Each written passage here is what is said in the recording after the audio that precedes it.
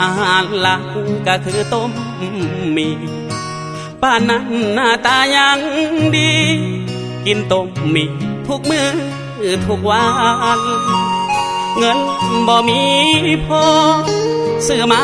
3 ห่อ 5,000ชีวิตนักศึกษานั้น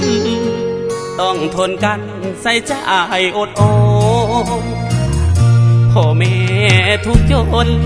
เพิ่นยังทนหาเงินส่งให้ลูกมาเฮียนอยู่มหาลัยกำลังใจพ่อแม่เพียบพร้อมอดทนค้าขายเพื่ออาบไหลเพียงใดแม่ยอมนั่งขายผักสีหอมปอมเพื่อถนอมส่งให้ลูกเพียสมองต้มมีทำเฮียนดีบ่เป็นห้องไผ่ดอกเพื่อนฝูงหลายคนเว้ายอผมสีงอคือเส้นยำไอ้น้องหอพักสามัคคีห่วงใจสร้างธรรมตั้งใจศึกษาเฮียนทำบ่เคยกระทำเรื่องเล่าบ่ดี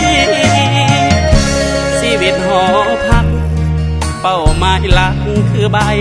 ประกาศดงโดกมอซอแห่งสร้างภูมิสถานเสริมสร้างคนดีจะเดินตามฝันให้แม่นั้นภูมิใจลูกนี้เรียนจบปริญญาตรีจะหาเงินค่ามีมาส่งแม่คืน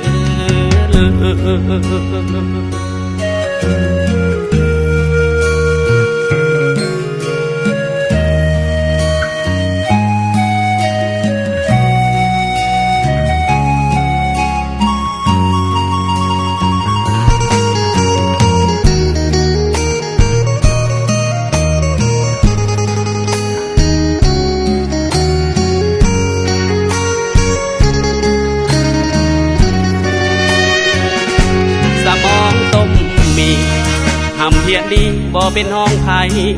ดอกเพื่อนฝูงหลายคนเว้ายอผมสีงอคือเส้นย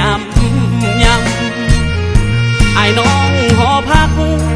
สามัคคีห่วงใจสร้างธรรมตั้งใจศึกษา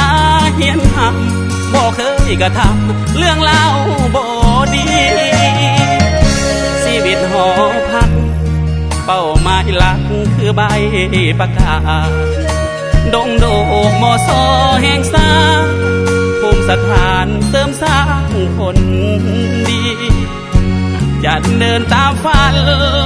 ให้แม่นั้นภูมิใจลูกนี้เรียนจบปริญญาตรีจะหาเงินค่ามีมาส่งแม่คืน